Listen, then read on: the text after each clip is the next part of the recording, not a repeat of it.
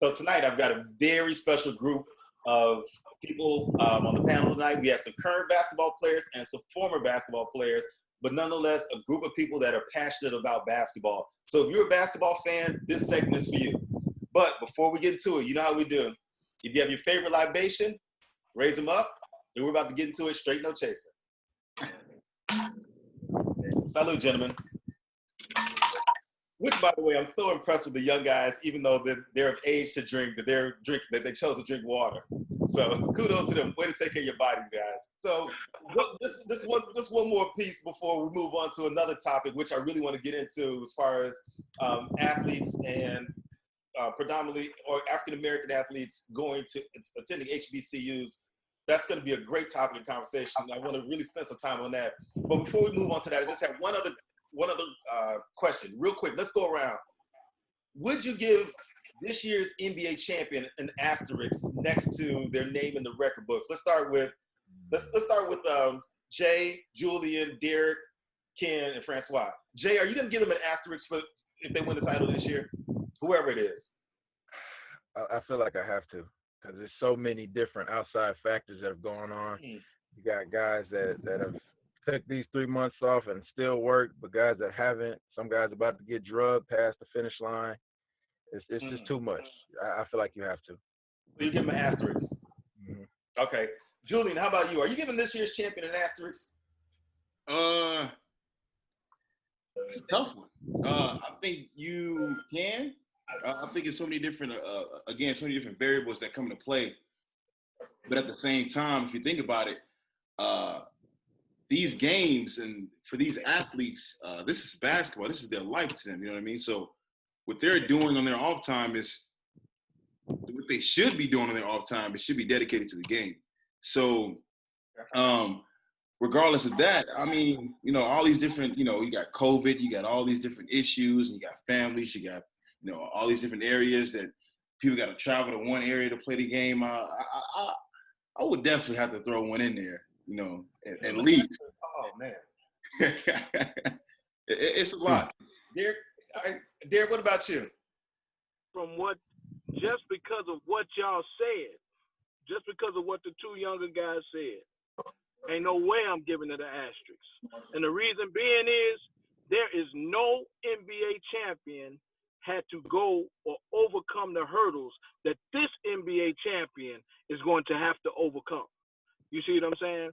Ain't no look. We all have been affected by all the things that have went on. So mentally, especially us being black men, we have all been affected by the COVID and everything because we die at a higher rate. We have all been affected by this George death has really set us into a place where we have never been before, mentally.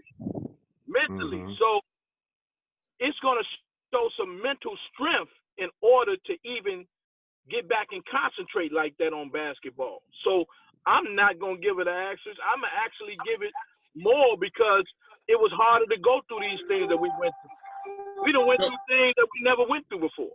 I agree. I think when I said asterisk, I meant the opposite because what I explained was exactly what you're saying. I think that I think that athletes, I think in this day and age, I think especially with this is going on, I feel like people everybody go through something. You know what I mean? Everyone goes through something. Everyone has issues. Everyone has their own issues, but it's not about the issues. It's about the person. You know what I mean? So if what I'm going through, you know what I'm saying? If I can overcome what I'm going through, regardless of yay or nay, then that tells a lot about that person. You know what I mean? And so for these NBA athletes who get paid to play the game that they love playing, there's no excuse. There's no excuse. I feel like these guys should, put their all regardless of what's going on, put their all in their training, their eating, their habits, all of it. Now, I understand that some may have some limitations, obviously, but, you know, for the vast majority, you know, there shouldn't be any excuse. I mean, I feel like a lot of us here have made sacrifices for what we need to do. So it shouldn't be an excuse. I mean, I wouldn't do it. You're right. This is something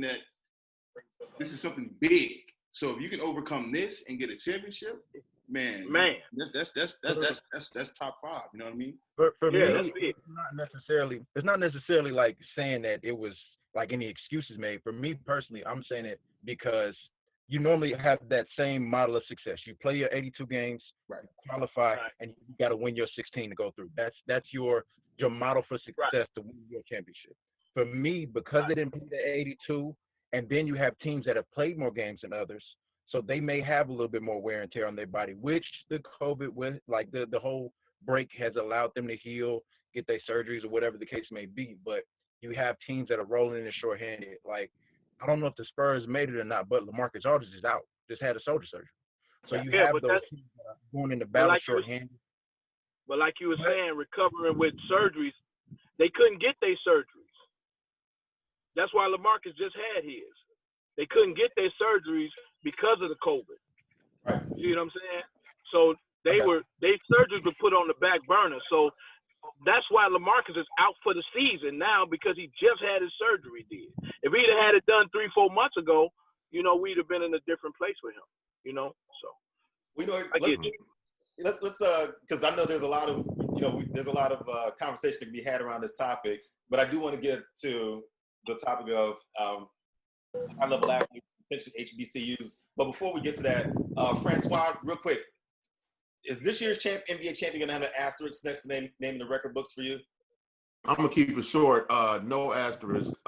Once they lace it up, and the champion will be the champion. But what I'm going to take another angle from the result of all of this.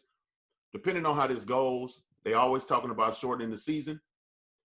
If this actually goes very successful, they're going to revisit that talk about shortening the season up and trying to make adjustments based off of this. So this will be an historical year toward that too. Because I think after this year, it'll never be the same. And I think that if it works, they may shorten that season like they've been talking about. But no asterisk for me. Gotcha. Big Ken, how about you? Take us home. Nah, no asterisk, man, because they got to the point of the season where out of the 16 teams that got in, 15 of them are locked in. So, you know, you got one team that they letting in. So everybody already knew where you was at, where the playoffs was going to start when the season ended. So it wasn't not no big shakeup. You're going to get the one team that, that gets into the playoffs that nobody thought about, but everything else was locked in. So no asterisk for me. Yeah, I didn't think about that. So I'm gonna go ahead and say, I'm gonna make an OG call right now. You all lucky I don't have a wig handy. But I'm going OG Bobby Johnson on this. I'm standing up in front of the yard. I'm taking him with me. There will be a top seed that's going to be upset in the first round of the playoffs, whether it's due to conditioning, lack of interest, whether it's facing youth and athleticism. There will be a major upset in the first round of the playoffs. I'm making an OG call. It's my boy Loco from the set. I'm taking him with me. Taking him with you. I'm taking him with me. I don't know who that is. I need to see what the seedings are going to be, but I'm making a bold prediction.